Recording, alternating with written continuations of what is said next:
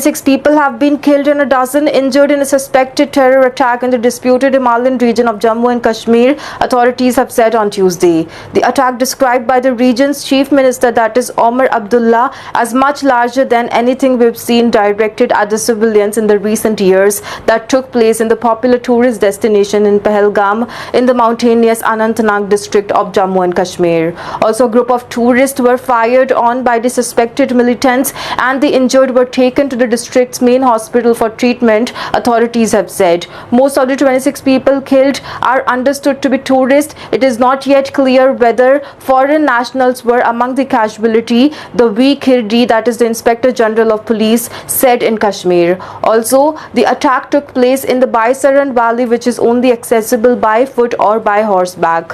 One eyewitness told the Indian media news channel PTI that unidentified gunmen opened fire on the tourists from close range. Also, my husband was shot in the head while 7 others were also injured in the attack, one woman survivor said, according to the PTI. The Indian Army Corps responsible for the military operation in the area said a search operation was underway to bring the attackers to justice. India's Home Minister Amit Shah arrived in the region on Tuesday and chaired a high-level security meeting, his office said.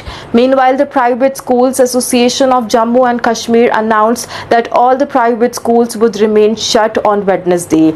Also, a restive region, the picturesque Himalayan region, which is administered by the part of India and Pakistan, is often afflicted by violence also, but the tourist-targeted attacks were rare, and this is very shocking. For more than 2 decades, several domestic militant groups demanding either independence from Kashmir or for the area to become part of the Pakistan have fought the Indian security forces, with tens of thousands of people killed in the violence. Violence surged in 2018 and the Indian government took greater control of the region in 2019 amid a heavy military presence and a months-long communication blackout. While the Indian government has said that the militancy has since been reduced, attacks continue to plague the region. Indian Prime Minister Narendra Modi condemned the attack and sent his condolences to those who have been affected in the statement posted on the X. Also, those behind this heinous act will be brought to justice. They will not be spared. Their evil agenda will never succeed. Our resolve to fight terrorism is unshakable and it will get even stronger, he said.